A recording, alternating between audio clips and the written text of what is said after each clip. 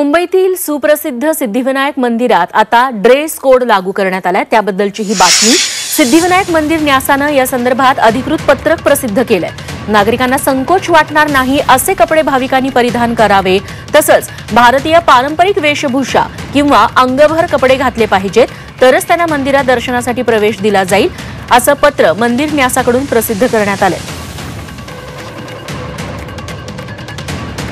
आणि श्री सिद्धिविनायक मंदिरामध्ये दर्शनाला येताना कुठल्याही प्रकारचा असा वेडा वाकडा पेहराव न करता आपण जसं घरामध्ये आपली पूजा असेल, लग्न असेल, ज्याच्या पद्धतीने आपण पेहराव करतो त्याच्याच पद्धतीचा पेहराव करून आपण मंदिरामध्ये या। तुमचं स्वागत आहे, आपण दर्शन घ्या। परंतु यापुढे असे जे कोणी तोकडे कपडे असतील किंवा समोरच्याला संकोच वाटेल अशा प्रकारचे पेहराव असतील, अशा भक्तांना कृपया या मंदिरामध्ये आम्ही न्यासाने निर्णय घेतला की त्यांना प्रवेश दिला जाणार नाही, याची मला वाटतं सगळ्या भक्तांनी नोंद घ्यावी।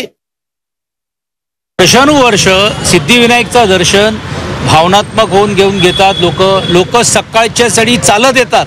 आता मग कोण ट्रॅक पॅन्ट घालून येत असेल किंवा कुठच्याही घालत असेल, मग हा नवीन संशोधन करणारे कोण आहे? आणि मग हे लागू हे जसं यांच्या बाबतीत केलं जात आहे भक्तांच्या बाबतीत, तसे ट्रस्टी आणि अध्यक्षांच्या बाबतीत होणार आहे का? मला असं वाटते काय ना काहीतरी असं चित्र निर्माण करून लोकांच्या भावना पेटवायचं आणि परत एक नवीन वादाला सुरुवात करून घेऊन महत्त्व मिळवून द्यायचं का, असं या निमित्ताने होतं।